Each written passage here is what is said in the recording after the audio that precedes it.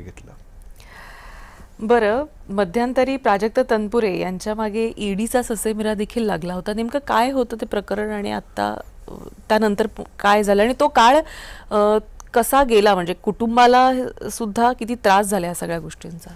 नाही, एक राज्य सहकारी बँकेच्या लिलावातनं आम्ही कारखाना घेतला होता आणि त्या संदर्भात ईडीची चौकशी माझी एकट्याचीच नाही, ज्यांनी ज्यांनी राज्य सहकारी बँकेच्या लिलावातनं कारखाने घेतले सर्वांचीच ती चौकशी होती. पण नेमकं त्यावेळेस मी राज्यमंत्री होतो म्हणून जास्त ते हायलाईट झालं. आणि निश्चितपणे ज्या दिवशी मला चौकशीला बोलावलं गेलं त्यावेळेस सगळेच कुटुंबीय नातेवाईक हे टेन्शनमध्ये होतेच, नाही असं म्हणण्याचं कारण नाही.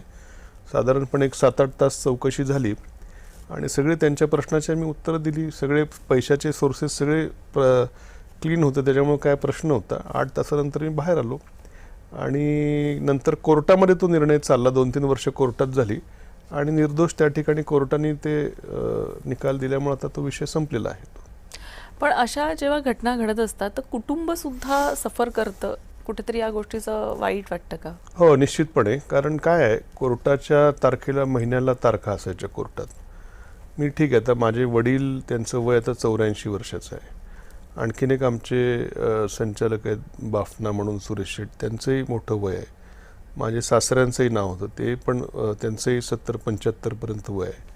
माझं ठीक आहे, आम्ही काय मुंबई प्रवास काय रोज म्हटलं तर रोज करू, पण त्यांना सारखं येणं वेळेस त्यांचा काय संबंधही नव्हता, काहीच म्हणजे तरी पण आता ठीक आहे, नावं आली काय आली, नंतर ते सिद्ध झालंच की काय संबंध नव्हता.